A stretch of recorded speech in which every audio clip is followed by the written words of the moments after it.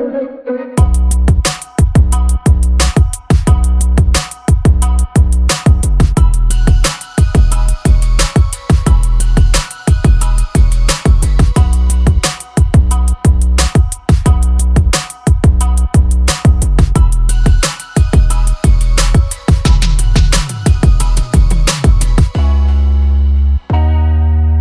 عليكم ورحمة الله وبركاته. النهاردة حلقة جديدة بنتكلم فيها عن حاسس ان هو مرض العصر او مرض من امراض العصر، لان ما شاء الله عصرنا بقى مليان امراض وابتلاءات. وبنتكلم على واعتقد برضو ان هو هيجاوب على السؤال الرئيسي بتاع البودكاست، عارفه؟ لماذا نحن هنا؟ يس. معقول ده ليه علاقة بال I think so. هو موضوع الفردانية برضه عشان ما نشوقش بزيادة. الموضوع مش موضوع تشويق يعني. طيب فاحنا بنتكلم النهارده عن هو تفشى فعلا قوي في عصرنا، يعني من اول ظهور، يعني هيبقى سهل ان احنا نلومها، بس من اول ظهور السوشيال ميديا وفعلا موضوع ان كل حد بقى في حاله ولوحده، وحتى لو هو وسط اهله منعزل، دي بقت ظاهرة جدا جدا في جيلنا بالتحديد. يعني احنا اول جيل يظهر فيه الموضوع ده بشدة قوي. ده لسه الجيل اللي بعدينا. لو شفت كان في حلقة الدحيح عاملها عن جيل جين زي اللي هم بيبدأوا من أول 96 أو 95 أو كده يعني. تقول لك مثالي مواليد الفينات وكده. ما هو 97 98 كده. 96 دول صحابنا، دول خلاص دول على مشارف الثلاثينات. 96 دول ما هو يعني اللي بدأوا مع بداية الفيسبوك، يعني اللي هم تموا 12 13 سنة وكل السوشيال بلاتفورمز موجودة. اوكي تمام. فبيقول لك يعني ان دول اكتر ناس بتصاب بالوحده ومنغلقه على ذاتها ومش عارف ايه وهكذا. طيب فخلينا نقول الفردانيه اللي احنا نقصدها ان كل فرد هو بيبقى شايف انه الكون كله متمحور حوالينه، بمعنى ان هو المركز وهو اهم حاجه والباقي كله حاجات جانبيه او ثانويه او هكذا. وعلى هذا بقى قيس حاجات كتيره يعني. متهيألي برضو ده مش ده عشان احنا نفوسنا وحشه، هو ده عشان يعني يسموها هندسه البيئه المحيطه. فهو الحاجات اللي حوالينا اتهندست وتصممت لهذا يعني، فانت بتدفع لده. انت مش مختاره قوي يعني. صحيح. يعني خلينا مثلا نتكلم من اول لما بدأنا، بما اننا بدأنا نتكلم بالسوشيال بلاتفورمز او يعني الفيسبوك والانستجرام واخرها ثريدز وما الى ذلك، وانستجرام مش عارف ايه الكلام ده كله. انا قلت انستجرام مرتين. جدع. اوكي ما حبيتش اعلق. لعل يا باشا. ليه بيحبش تعلق؟ هتبقى تشيلها في المونتاج وخلاص يعني. مش هشيل. طيب ما تو ماتش افرت. طيب انا مثلا واحد حاسس انه انا واحد بحب التليفونات مثلا. تمام. مع اني شايف انه التليفونات واحده من الحاجات اللي بتدفع برضو الناس دفع لموضوع الفردانيه او الفردانيه، في حين ان اصلا زيها زي برضو السوشيال بلاتفورمز هي كان هدفها ان انت تبقى متواصل مع الناس اللي بعيدة عنك. يعني لو بصينا في اصل التليفون معمول ليه؟ عشان تقدر تتواصل مع حد بعيد عنك. صحيح. فكان في ظاهره او بدايته يعني كانت النية لطيفة ومفيدة، لكن الافراط فيه ادى الى انه وانا اروح ازوره ليه؟ ما انا هكلمه في التليفون. ده كانت البداية، خلي بالك يعني. صح. يعني اصلا انا بس بيستفزني جدا انه كله طالع بيقول لك انت بس عشان تبقى عشان تكون موجود ان ذا مومنت وعشان تانتراكت مع اللي بتحبهم اشتريني. يعني فكره ان النضاره بتاعت ابل برو ماكس، فيجن برو ماكس، فاللي هو بيقول لك لا تكون موجود. يا عم موجود مين انت؟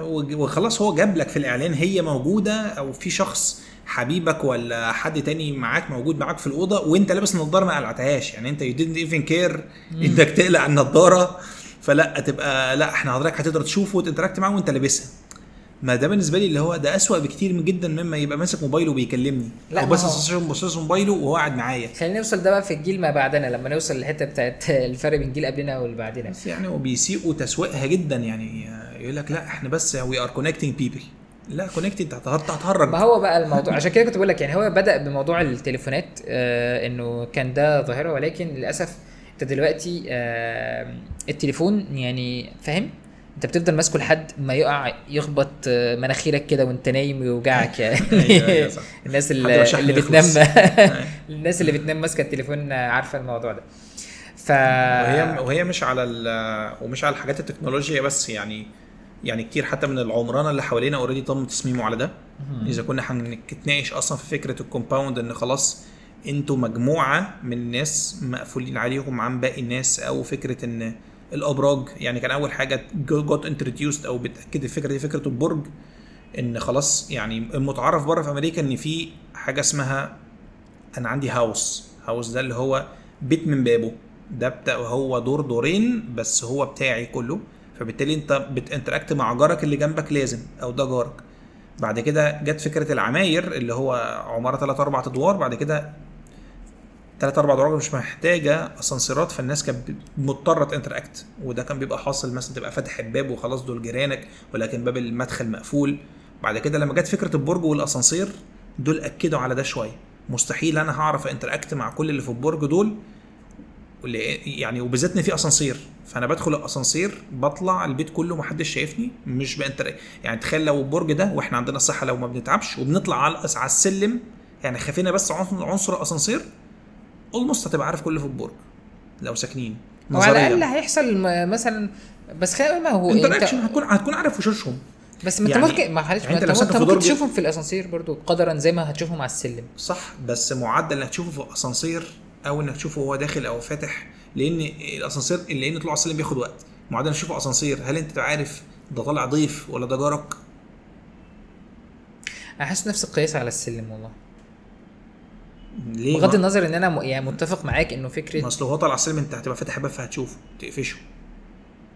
هقفشه اعتقد هو ده اللي كان بيحصل اوريدي زمان في العماير الصغيره. بص وانا يعني انا متفق معاك فكره انه انه حد ان العمران في حد ذاته بقى مصمم بقى مصمم يعني للموضوع دوت، او يعني للاسف حتى يعني اكتر حاجه مرعبه برضو شفتها قريب فكره انه المبنى الكبير اللي في الصين ده اللي هو فيه تقريبا 30,000 نسمه او حاجه كده، في مبنى ضخم جدا، وبعدين بتخيل انه 30,000 واحد اللي موجودين في علبه دول اصلا مفيش حد فيهم عارف التاني يعني. حرفيا هو المبنى متصل معماريا يعني متصل، ولكن فعليا اجتماعيا الناس مش متصله مع بعض، لان هو مبنى خطي، ده كان مبنى لينير وكل العماير بصه لكل شقق بصه للواجهه كلها، تحتها فيها جراجات برضو بشكل خطي. فاللي هو انا يعني لو احنا ناس جنب بعض انا هانتراكت معاك ليه الا لو احنا بيسموها في كلاسترز او في يعني كل شويه في تجمعات، كل مجموعه دايره مقفول عليهم في حته يعني. وكان زمان برضو خلي بالك انه لما كان كل واحد ليه بيت زي ما انت بتقول وليه جاري جنبي وهكذا وبنجتمع، حس برضو انه كان في يعني كان في مركز واحد للقرية، او هو مسجد واحد الناس كلها هتصلي فيه، او من مناطق مختلفة بتيجي الصبح انت طالع تروق قدام بيتك، طالع بتغسل عربيتك، طالع بتعمل حاجه في العربيه، فانت بتقضي وقت بره البيت قدامه، فانت مور لايكلي ان جارك يشوفك. في حد بيغسل العربيه وانت بمجرد بتنزل تفتح الباب تركب العربيه وتخلع على طول. ليه تفتح الباب؟ تقرب له بس تعدي رجلك تحت الباب كده، تحت عتبه في الباب يفتح اوتوماتيك. ده باب الشنطه يا عم. صح، بس ما تركز معايا، مش موجود في تسلا. مش عارف. طيب فهي الفكره كلها، خلينا ناخد الموضوع لليفل اعلى شويه كمان. الناس بتبقى في شركه واحده ومش عارفين بعض، يعني لما بوصلنا لمراحل الشركات المالتي ناشونال، والشركه اللي بيبقى شركه فيها من 500 ل1000 مثلا، ولا من 100 ل500، خلينا نفترض يعني مش هنقول ان الشركه فيها 50 وبرضه مش عارفين بعض، بس بنتكلم على فكره انه حتى جوه الشركات، حتى جوه مجال العمل، الدنيا بقت جزر منعزله، وجوه الجزر المنعزله ديت بقى في كل جزيره فرق مختلفه، وجوه كل فريق في كل شخص بيعمل حاجه معينه. فانت اصبح ان انت في الشغل مش عارف غير الشخص اللي بيعمل حاجه زيك، عشان المهام بتاعتكم متداخله. لكن يعني قد تتفاجأ انه مثلا ده صاحبي اللي معايا في نفس الشركه بس في الدور اللي فوق، عشان اللي فوق دول بتوع مثلا المبيعات وانا تحت بتاع الماليات، بس دول بيعرفوا بعض عشان بيتدخلوا. انا اقصد يعني انت فاهمني انه فكره انه ما هو التخصص الشديد يعني احنا بقينا متخصصين جدا في شغلاناتنا، فبقى عندك ان يعني في مجال البرمجه في عندك حد فرونت اند وفي حد باك اند وحد ديف اوبس او سايت ريلابيلتي انجينير، ولكن زمان كان هو في حد بتاع اي تي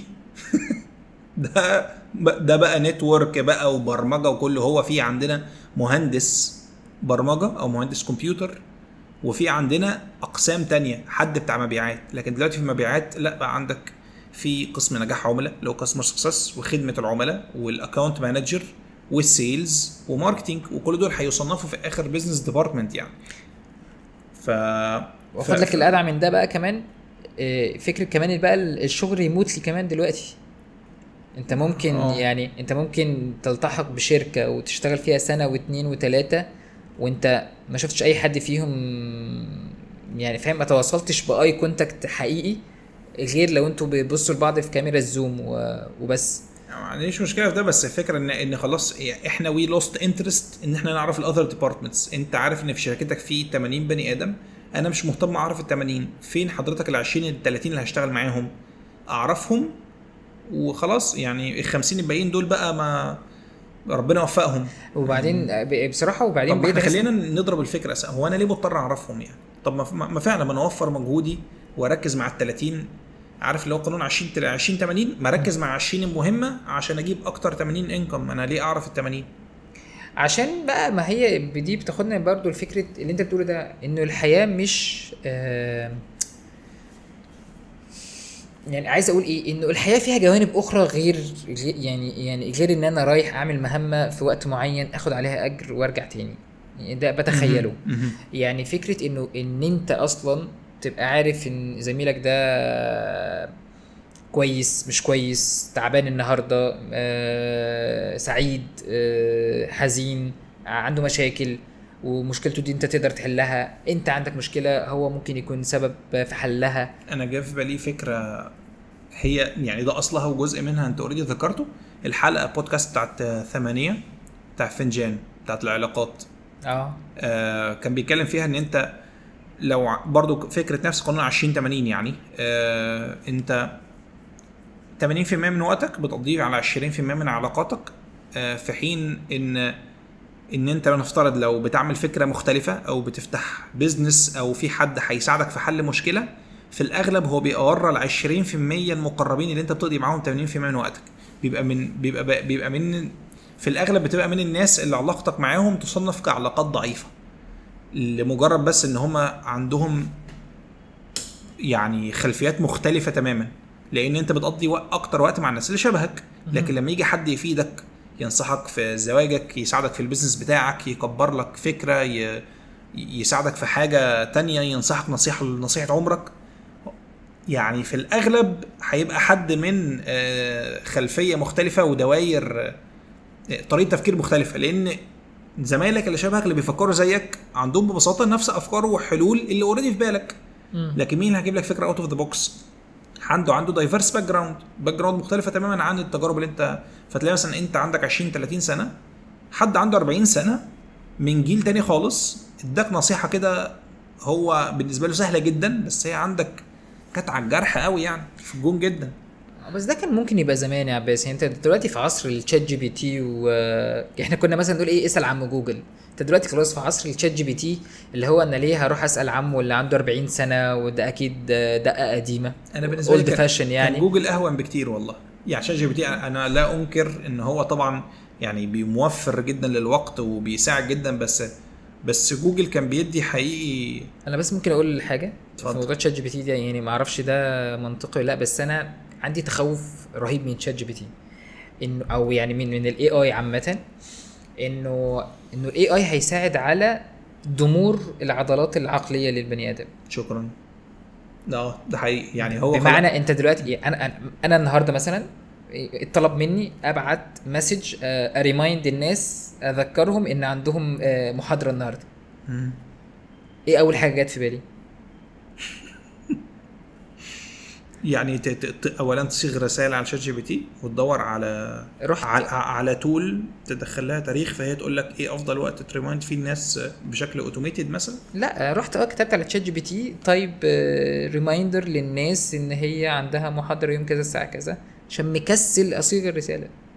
انا كنت لسه اقول لك يعني يعني قد يكون الناس بتشوف ان ده انجازا للوقت وانتاجيه اسرع وافضل ومش عارف ايه الكلام ده كله، بس انا بترعب من حته اللي هو ايه، عارف نفس فكره زمان لما كان المدرس يقعد ولا ابويا كان يقعد يقول لي الاله الحاسبه دي اللي هتجيبك ورا مش عارف تضرب 3 في 5 بكام وعماله تمسك لي آلة حاسبه جابت ورا عشان تجمع 5 زائد 10 جابتنا ورا خلاص. فهي نفس الفكره انه انت مش بس بقى مش عارف 3 في 5 بكام، لا هو انت مش عارف تكتب لواحد تقول له بذكرك ان في محاضره النهارده الساعه 3.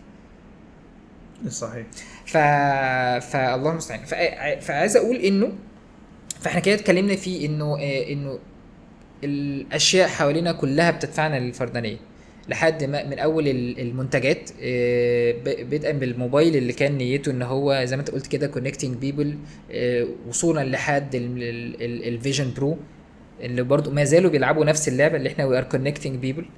يعني يا سبحان الله يعني هو بيقول لك ان يعني هو بيستخدم الحل. يعني عايز اقول لك ان هو ايه، يعني هو بيقول لك we are connecting people يعني واضح ان في مشكله وهو بيقول لك ان احنا بنحلها، احنا عايزين نساعدك ان انت تبقى connected بالناس. يعني هو يعني في مشكله اهو، يعني هو بيقول لك ان في مشكله وحلها انك تتواصل مع الناس صح، بس هو بيقدم لك حل سم خفي. هو مسمم جدا. انا والله المنظر زي كان مرعب جدا اللي هو اب قاعد بيلعب مع بناته الاثنين ومراته موجوده وهو لابس بتاع. انت ثانيه واحده انت بتعمل ايه بس معلش المنظر ده بالنسبه لي حاسس فيه مشكله. هي الناس مش حاسه ان فيه مشكله يعني انا لو طفل ناهيك ان مش عارف مريت بده ولا لا، بس انا مع بنتي وهي بتكبر هي انا لما كنت احيانا بحب اطلع كده الكاميرا في النص اخد صوره واكمل لعب معاها لقطه بس افتكر الذكرى او الميموري دي. هي اول ما بطلع الموبايل هي بتستغرب جدا، كانت بتستغرب جدا بتستهجن جدا الموضوع وهو انت ليه مطلعه موجه ناحيتي واحنا بنتكلم في طفل عندها سنه ونص سنتين فعلا في كل الرينج ده. هي كانت تصرفاتها بتبقى مش طبيعيه اول ما انا اطلع الموبايل ده اللي هو انت كنت بتلعب معايا هو ده بيعمل ايه هنا ده. انت بياناتك على الفطره ما شاء الله والله. ماريا دلوقتي بتمسك الموبايل والله احنا بنتكلم 3 سنين تقريبا دلوقتي مش بعيد قوي، فهي بقت اعتادت فكره ان احنا بنصورها في النص وبقى في خلاص بقى عندها قدره ان هي ممكن ايه تعمل بوز قدامك يعني تقف بشكل معين تتصور او لسه برضو حته مش مظبطه، بس المهم ان هي كطفل في الاول لسه ابيض نازل فاهم بالويندوز ما ابيض خالص مستغرب جدا وبيبدا يقول لك يعني هي جت فتره فعلا كانت بتقول ترفض ده تقول لي لا او احيانا كانت بتقول كلمه غلط فنطلعها نصورها كده فيديو 5 ثواني ونقفل تقول ما كاميرا لا ما تصورنيش او حاجه زي كده يعني. فسبحان الله يعني من واضح ان الاطفال نفسهم حاسين ان في حاجه، فما بالك ان هم يبقوا كبار وبانا لابس حاجه مغطيه نص وشي. بابا فين؟ بابا جوه النضاره يا حبيبتي البسي النضاره تشوفي جوه. فده ياخدنا كمان برضو لفكره يعني نرجع خطوتين لورا انه التربيه نفسها واضح ان في اشكال فيها، ان هو التربيه حاليا للاسف بتربي والزواج قبلها على فكره. الزواج قبل يعني رغم ان الزواج اصلا عمليه اجتماعيه بحته بس هو نفسه فيه فردانيه. يعني يكمل الخلاف اللي بين الرجاله والستات اللي هو كل حد انا عايز مصلحتي وانا عايز حقي ولا هي تعمل وهو يعمل وهو اللي مسؤول وهي المسؤوله. في يا جماعه في ما تتعاونوا مع بعض كده وحلوا مشاكلكم بهدوء. في ايه كل حد اللي هو انا عايز وهي تديني وانا اخد يعني. طب هو ليه ما يبقاش فيه منظومه الجواز واحنا بنقومها؟ فالبيت ده احنا عايزين ننجحه فعطيه انت ادي وانا هدي. ليه؟ عشان هدفنا مش ان انا اطلع باكبر اوتكم، هدفنا ان البيت يبقى قائم واللي جواه يبقى سعداء وناس اصحاء. انا كلامي حساس في الموضوع ده، مش لو فتحت فيه مش هخلص والله. ما شيء مأساوي. طيب. والله العظيم يعني انا عايز اتكلم على حته التربيه على سيره الجواز. انا عايز اتكلم على حته التربيه. فكره ان احنا حتى دلوقتي تلاقي انه معظم الاباء والامهات بيربوا الولاد على الفردانيه من غير ما يحسوا او من غير ما ياخدوا بالهم من ده.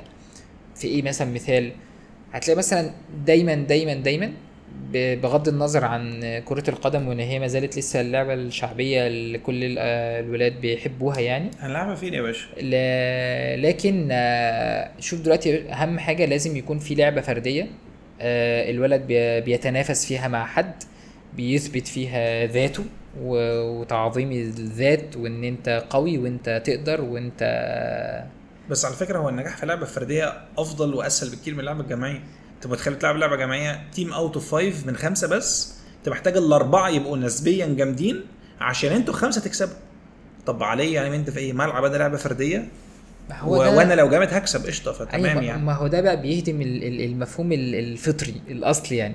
هو الفكره انه هو الحاجه الوحيده ان انت لو جامد فيها هتكسب عند المولى عز وجل في الاخره. هو كلهم اتي يوم القيامه فرد.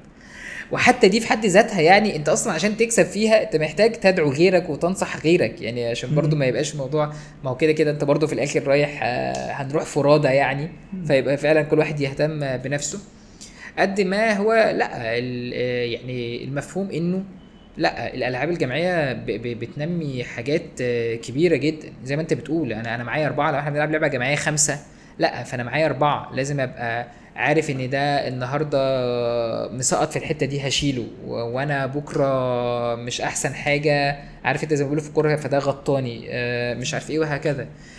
بنساعد بعض عارفين ان في واحد مميز في الحته الفلانيه لكن انا مميز في الحته الفلانيه. لكن في الالعاب الفرديه انت هتكسب يا هتخسر. فاهمني؟ مفيش مفهوم اللي هو احنا بنتشارك او بنتعاون عشان نصل لهدف واحد. وانا بتخيلي يعني ان كل دي انماط خفيه او انماط خلينا نقول ثانويه في البدايات، ولكن هي دي اللي بتطفو على السطح لما بنكبر. وفكره بقى اللي هي بتكبر اصلا توصل لايه وانت في شغلك. انت جامد في شغلك ولا لا؟ انا في الشركه دلوقتي المهم ان انا خلصت اللي عليا، انا عملت التاسك بتاعتي تمام، محدش عطلان عليا، خلاص ما يخصنيش بقى الموضوع خلص ما خلصش البرودكت طلع ما طلعش، انا باشا انا خلصت اليو اكس خلاص يبقى انا مش غلطان، شوفوا بقى انتوا حلوا مشكلتكم. فاهمني؟ بتظهر في حاجه زي كده مثلا. بس يعني انا بس فكرت فيها في موضوع الالعاب الفرديه اللي هو انا حتى لو هلعب لعبه فرديه ما انا هلعبها هيكون في ناس زمايلي بيتمرنوا معايا في نفس السيشن نفس اللعبه الفرديه. في الاول في الاخر معلش هو اصلا خليني بس يعني بس مش عارف تاخدت بالك ان بقى اولموست اي من لعبه فرديه سهل تتفوق فيها، في كل الناس عايزه تتفوق، فبقت انتشرت جدا فكره البرايفت بقى شيء معتاد جدا في الرياضه زي الدراسه. مش عارف تاخدت بالك ولا لا؟ طبعا ما هو عشان ليه بقى عشان ده في لعبه فرديه وباخد فيها برايفت. ايوه ما هو عشان ده هيقولنا لايه بقى لمفهوم برضو التنافس يعني. برضو فكره الضغط على الولاد ان انت بتلعب لعبه فرديه فانت عارف اللي هو انت بتنفيله اي سبب لخسارته غير نفسه. يعني انت لو بتلعب لعبه جماعيه مثلا فالولد ممكن يكون عنده في وقت من الاوقات احنا خسرنا مثلا يعني عشان في واحد زميلنا غلط وخلاص ومسامحينه بس انا كنت كويس. لا انت في اللعبه الفرديه انت كسبتش يبقى انت قصرت في حاجه للاسف يعني. وللاسف برضو يعني الالعاب الفرديه من اعظم بقى الحاجات اللي هي عارف اللي بتدعو الولاد ان هم يجروا في سباق. بغض النظر ما اقصدش لعبه الجري بس انا اقصد ان انت بتبقى داخل في تنافس.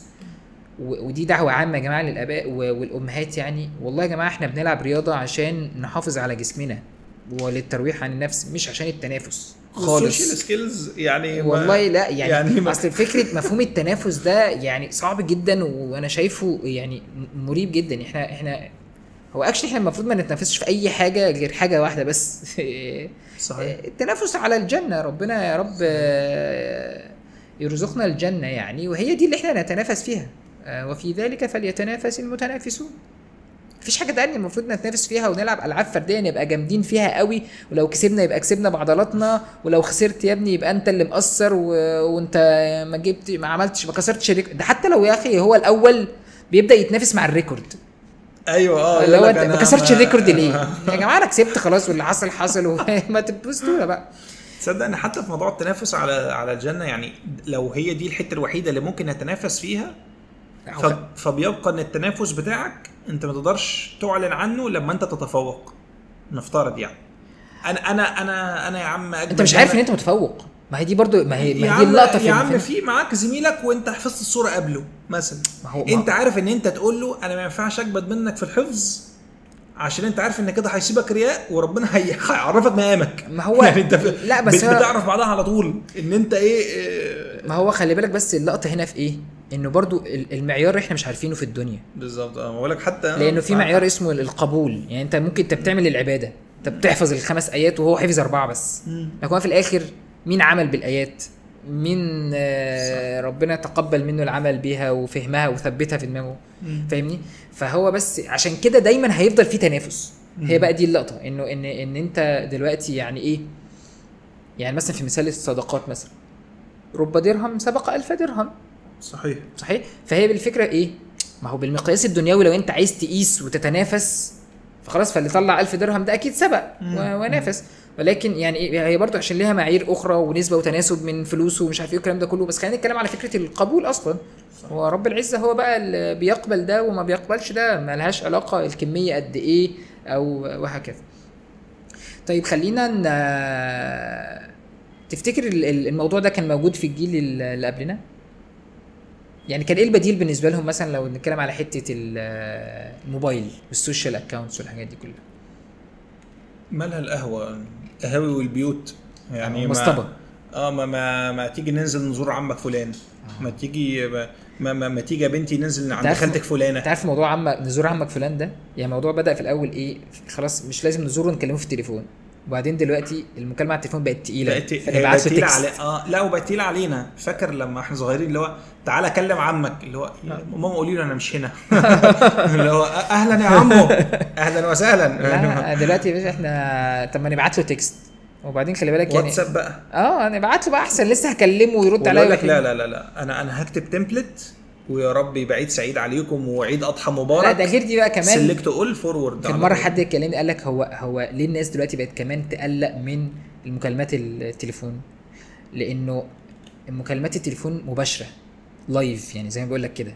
فهو خلاص بقى انت غير امن ان انت تتسال سؤال لازم تجاوب عليه في الحين وفي التو واللحظه من غير ما تفكر. اللي هو ايه مش فاهم ايه السؤال اللي هتسال عليه وهو بيسال عليه؟ مش فاهم يعني. ما هو ممكن يسال عليه في المطلق يعني. ما في المطلق هو الناس بتبقى غير امنه في ايه. انت هتبعت لي مسج في الاول في الاخر انا ممكن اشوفها من نوتيفيكيشن بار وشفتها وهفكر في الرد وبعدين اشوفها وارد. او ممكن اكون شفتها مثلا واتحجج ان انا اتاخرت باي حاجه بس عشان افكر في ايه الرد المناسب للي ببعت لي. لكن انت على التليفون هي ايه لحظه صمت. ايه يا حبيبي بقول لك ازيك عملت ايه في مش ايه اخبار مستقبلك؟ مش هنفرح بيك بقى اسود يا عمو. مش هنفرح بيك بقى. فالاجابه يعني انت لو ده مسج ايوه هتاخد نفسك ان شاء الله يا عم هنفرح ما تقلقش عليا وبتاع. لكن لو لايف لا مش هتفرحوا بيا. لا فاهم. فلانه بقاش فيه مهارات تواصل اجتماعي يعني. ما بعدنا بقى هيبقوا على ايه بقى؟ لما اللي قبلنا كانوا على القهوه ودلوقتي احنا على الواتساب، تفتكر اللي بعدنا هيبقوا على ايه؟ في الميتافيرس بالافاتارز بتقابل بعضها. ما ده اوريدي ابل فيجن هتعمل كده، خدت بالك؟ مأساوي كده ان انت هتبص لها وهتعمل لك 3 دي برينتنج هتعمل 3 دي سكاننج لوشك. هي مش غير مصل ده وانت لابسها. لا هي فيها كاميرا من قدام عشان هي تعرف تعمل الفيشل اكسبريشنز بتاعت وشك لما تفتح بقك تقفله امتى انت بتضحك. فهي ترسم لك كاميرا من قدام. في كاميرا من قدام دي تلقط وشك المتغطي. لا يا حبيبي بص، انت دلوقتي انت لابس نظارتك دي كده فانت هنا كده شايف شاشات صح. في سنسورز من هنا اللي هي اصلا بتنقل لك الواقع بره لما انت تحب تشوف اللي بره الشاشه. انت بقى في الاول خالص بيقول لك عشان تعمل 3 دي سكاننج الكاميراز دي زي فكره الكاميرا الخلفيه الموبايل اقوى من الكاميرا الداخليه يعني. بس انت بتقلب الكاميرا كده في الاول بتعمل 3 دي سكان تاخد لك وشك بكل الابعاد، مش بتعمل لك افاتار، بتعمل لك كوبي منك وتروح تحضر بيها الكوبي دي، تروح تحضر ميتنج فاهم. وسيري بقى هي الذكاء الاصطناعي وبترد مكانك الكلام ده كله وانت في حته ثانيه. بس ده اللي ما قالوش الجزء بتاع سيري ترد مكانك. مش سيري ترد مكانك، انت هتكون انت اللي بترد، انت الموجود في الاجتماع نسخه فيرتشوال منك. بس انا اقصد انه يعني بس ده وشك الحقيقي يعني ده وش اوريدي انيميتد. ما حدش عارف. ما هو خلي بالك بقى لان هو هيبقى دقه ال 3 دي سكاننج محدش عارف انت ده الحقيقي ولا لا. انت متخيل لو انت كمش ما علينا. طب ايه الحلول تفتكر يعني نتلاشى الموضوع ده ازاي؟ بس يعني انا الصراحه كتير حتى بقفش نفسي اللي هو انا ليه مش بتعامل مع فلان وعلان يعني. ما ابذل من وقتي دقيقتين بدل هنسميهم 10 دقايق، بدل 10 دقايق اللي انا بضيعهم وانا ماسك موبايلي ما بعملش حاجه مفيده، ما ابذل فيهم دقيقتين ادردش مع البقال شويه بعد ما اشتريت منه الزبادي واللبن وكيس شيبسي. انت ايه اخبارك يا عم انور؟ انت تمام؟ الدنيا مع البقال يا عم، بس هو يبذل 10 دقايق مع اخوه يقول له ازيك عامل ايه. انت طموح قوي يا عباس. نبدا بالبقال يعني، نبدا باخوه. طيب يعني نحسن علاقته باخوه بعدين يبقى يسلم على البقال يعني. طب ممكن الام والاب برضه، عشان انا الصراحه يعني تعرف يسموه ايه، انا مذنب برضه في ده، انا في ده مش شاطر يعني، بس انا بحاول ابرهم بان انا يا جماعه انتوا عايزين ايه؟ عينيكوا ليا، لكن ان انا اقعد عينيكوا ليا عينيا ليكوا صح. ان انا اقعد اقول طب ادردش معاهم في اي حاجه، عارف دردشه ما يعني ما حتى في تعقيدات كتيره بس ما بعرفش يعني اجماليا ما بعرفش، ولما بعرف الاند اب الكونفرسيشن بتاند اب ان هي تبقى محتده في الاخر يعني بنشد طيب. مع بعض. ما علينا. طيب خلينا نقول انه يعني انا واحد من الحاجات بصراحه اللي شايف ان هي ممكن تفرق كتير جدا الاي كونتاكت، لان احنا دلوقتي كمان بنبقى قاعدين مع بعض وكل واحد ماسك تليفونه وبقى فاهم انا بكلمك وانا ماسك تليفوني عشان برد على حد تاني. بغض النظر مش شرط ان الحد تاني ده يبقى اهم، بس فكره ان انت عايز تلحق ترد على ده وانا سامعك وهترد على ده وبعدين مش عارف هبعت فويس ده. فالاي كونتاكت مهم جدا في التواصل، و في ان انت تبقى يعني فاهم اوير ان في حد معاك في نفس المحيط بتكلمه وبتسمع له باهتمام وبترد على اللي بتسمعه دوت. ف انت مش محور الكون يعني، انت مش لوحدك، في حد جنبك بيكلمك عنده مشكلة محتاج منك مساعدة او يقدر يساعدك لو انت محتاجه.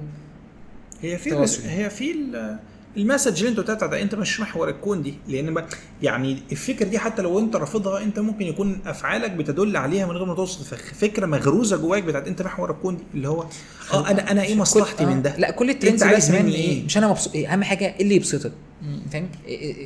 ظروفك تسمح، عارف انت حاسسها ايه؟ انت قصدك الناس بيسعوا ورا ده اللي هو اللي بيبسطنا بس بغض النظر عن باقي الناس. صحيح. اوكي. وعايز برضو كمان اقول انه يعني هو برضو سلاح ذو حدين شويه. احنا محتاجين نتعلم امتى نقول لا. بس انا حسيت الموضوع افضل اللي هو ايه، قول لا لكل حاجه، قول بس على الحاجه اللي هتبسطك، قول بس على الحاجه اللي عاجباك. فاهم قصدي؟ فبرضه في حد يعني لا هو على فكره في حاجه انت من باب مسؤولياتك حسب دورك في العيله في البيت، متزوج، اخ اكبر اخ اصغر ايا كان، لا هو انت هتقول حاضر ونعم على حاجات كتيره قوي مش عاجباك ونفسك تقول عليها لا. ده مش دي مش دعوه اللي هو يا جماعه محدش يقول لا على حاجه، بس انا بتكلم برضه في نفس الوقت مش بنتعلم ان احنا نقول لا على كل حاجه. كنت اسالك لك ولو ما قلتش لا على حاجه يعني حاسس الاضرار اللي هتعود عليك بشكل شخصي اقل بكتير من الاضرار اللي هتعود عليك لو انت بتقول لا على كل حاجه وبتمحور حوالين ذاتك. فاهم حاجه؟ ما هو يعني اصل هو اللي يعني بيعلمك تقول لا بيقول لك عشان انت بتبقى ايه بتحترق وبتبقى شمعه تحترق من اجل الاخرين وانت مش مبسوط وانت في الاخر تقول وانا عملت ايه. فاهم يعني هي بتبدا بكده، فهي برضو يعني فاهم معادله. فلما بنقعد نروح للحته الغلط مش الحته الغلط، لما بنحاول نحل حاجه بنحلها باكستريم اللي هو لدرجه اللي هو هي في حد ذاتها تتحول لحاجه مشكله. ده وجهه نظري يعني او تخيلي يعني. فاحنا دلوقتي نقلل الديجيتال كونتاكس شويه، نقلل كل يا ريت يعني التعاملات الديجيتال دي ونحاول نخليها ريل قدر الامكان. يعني موبايل استخدمه مكالمات على الاقل لو انت مش قادر تنزل تزوره والطريق صعب وانا مش هقدر اساعدك على الاقل الدايره، على الاقل يعني في الدايره اللي انت قاعد فيها يعني. معلش بس خلينا انا طموحي قليل شويه، خلينا ابدا اهل بيتنا يعني. ممكن ما نتواصلش مع اخويا اللي في الاوضه اللي جنبي بالواتساب يعني ممكن يعني الحمد لله ممكن ابذل مجهود يعني ممكن ابذل بس مش متخيله صراحه الحمد لله ما وصلتش للموضوع ده، بس انا عارف انها بتحصل. بس بتحصل في بيتي وفي بيتي وبيت امي وابويا ما وصلناش لكده يعني. بس بتحصل. فخلينا يعني نبدا مثلا من الاول كده ان احنا ما نتعاملش مع اخونا اللي في الاوضه اللي جنبنا بالواتساب والبقال، ونقوم نكلمه ونقول له محتاجين كذا وازيك عامل ايه ونطمن عليه. بقال برضه عايزين نعرف اخبار بعض من غير الفيسبوك. بقال ده يعني نقطه بس مهمه جدا انه انت دلوقتي خلاص بقيت في العيله، انت ما بتعرفش مين يتجوز غير لما بيحط ان هو جات ماريد يعني فاهم. ابن خالتي وانا ايه ده اتجوز. وانا مش هدعو الناس برضه، انا هعمل ايفنت وادعو في الناس، انا هجيبهم. الحلول بقى هكلم كل التكنولوجيا الناس. سرعت الدنيا يعني. طب بص برضو، عشان برضو احنا علاقاتنا كترت برضو، يعني يمكن متهيألي زمان كان الناس يعني هي هو مهتم يبقى معاه على علاقه مثلا مع 40 60 شخص، بس احنا برضو فقدنا فكره اللي هو بص انا هكلم اقرب حد ليا نفترض من صحاب المنطقه، الو بقول لك يا فلان بلغ العيال، ادعوهم بقى للفرح. مش لازم تعمل كل حاجه يعني، بس ان هي تيجي كده تبقى احسن بكتير، وان ايه اللي هو بلغ العيال ان انا بدعوهم يجوا الفرح. ما هو يا صاحبي بقى بس يعني هكلم واحد بتوع الشغل، كلم الديفرنت ما بقاش فيه بقى يا صاحبي انه الشخص اللي هيكلم لك العيال الفردانيه بقى، انا اكلم لك العيال ليه؟ هو هيبعت واتساب برضو الخاين الغشاش. لا هو مش هيكلم حد، انت بتدعوني انا اجي لك. مشكلتك انت يا حبيبي انك تدعو الناس، مش مشكلتي ان انا ادعو لك الناس. ما هي دي بقى اللقطه اللي احنا بنتكلم فيها، الفردانيه للاسف. فخلينا ده ينقلنا على فكره انه احنا اصلا يعني ديننا بيدعونا لده، يعني قضاء حوائج الناس دي من اعظم العبادات. وانه يعني بس يعني حاسس احنا نطينا، يعني انا هعرف منين ان هو انت بتقول اهو واحد طلب منك ادعي لي الناس، كلم لي الناس. اوكي انت بتتكلم ان انا الطرف الثاني يعني. ان انت الطرف الثاني. انا جاي بقول لك ايه، فرحي الاسبوع الجاي، كلم بقى الرجاله بقى وايه، مستنيكم كلكم. ففي العصر اللي احنا فيه تمام يا معلم انا هبقى موجود ان شاء الله، ماشي حاضر. حرفيا يعني فاهم. لا هات لي الناس، اجيب لك الناس ايه يا عم، تنور، اجيب لي الناس ايه، هات الناس بقى عشان انا مش فاضي اكلمهم كلهم يعني. لا دي مش فاضي، دي مشكلتك في الاخر.